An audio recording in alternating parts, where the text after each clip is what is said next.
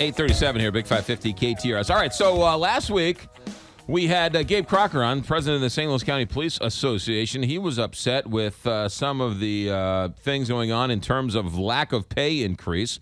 That was last week. County Executive Steve Stenger heard it. He wanted to put his own 2 cents in it. He came in and said, hey, calm down. Let's sit and let's sort of figure out the best way to move forward. Now, John Wright with the Show Me Institute wants to throw his own 2 cents into the St. Louis County Police pay structure. Good morning, John Wright. Welcome to Big 550 KTRS. Morning. Thanks for having me. All right. We should say that Mr. Miller, Joe Miller, is still on honeymoon. That's right. Yeah, that's the way to do it. Are you married? No. Okay, smart man. All right, John Wright, let's talk about this. What's going on with the St. Louis County pay we should be paying attention to? Well, it looks like Gabe Crocker and the county both have good arguments. There's the issue of pay compression that the police union is talking about, but on the other hand, they raise from the county's perspective, they raise the pay for the starting salary to attract new hires. Let's explain that for a second. Yeah. So recently, matter of fact, Steve Stenger says, when I first came into office, I gave all the starting salaries a boost, and what that did was it had the starting salaries increase, but it kept the existing salaries, the one who were in there 4, 5, 6 years, the same price. Mm-hmm. So somebody who has 5, 6, 7 years of experience is getting paid very similar to the person who just steps onto the force, and the police officers are saying, hey, wait a minute, that's not right. Yeah. County's saying, hey, you know what? We only have so much money. We had to give somebody a raise. We wanted to give somebody a raise. We gave the starters a raise, and we'll come back later and try and fix it. So there's a rub going on. Right, and both of those arguments make sense, and our position is, why don't we open up the whole process, make it a little more transparent? We're hearing the arguments from both sides, but they meet and confer, they negotiate in private, or they can, when they're collective bargaining. How about open the collective bargaining process and allow members of the media, members of the public to come in and see what's really going on, and so that we can figure out what the details are. Is there any other organization that negotiates publicly? There are other government organizations that do, and it doesn't make sense for a private company to collectively bargain in public. But when you're talking about the government, yeah, they should.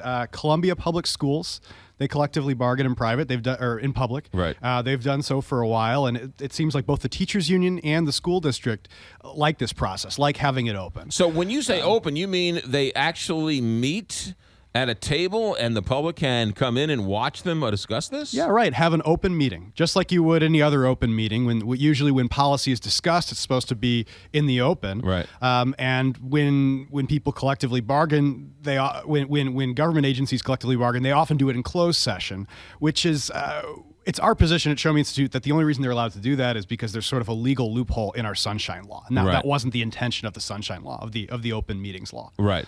That's really interesting, because I thought even closed meetings, they're still released to the public after 48 hours, 72 hours, or something along those lines. After they finish negotiating the contract, then the contract is made, the deal they make is made open to the public. But the actual negotiation process, we can't see what's going on there. So what benefit does the public have knowing what's the back and forth? They know what it is at the end. What's the big deal of them knowing the back and forth? Well, on the one hand, the county is negotiating for you, and they're negotiating how your tax money should be spent, and both sides are deciding how a very essential, very necessary public service should be taken care of, how it should operate. Right.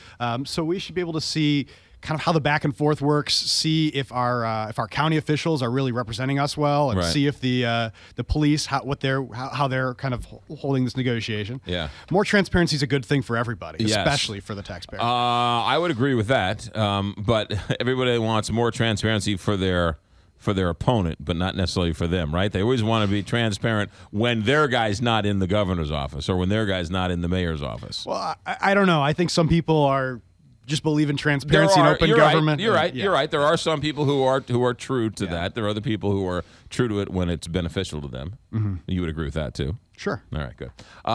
John Wright, where can we read more about this stuff? ShowMeInstitute.org. All right, there you go. ShowMeInstitute.org. All right, are you back next week, or is Joe back next week? I think Joe's back next week. All right, we'll pimp Joe around next week. John Wright, Show Me Institute. Thanks for coming in. Thanks for having me. 8:42 here, Big 5.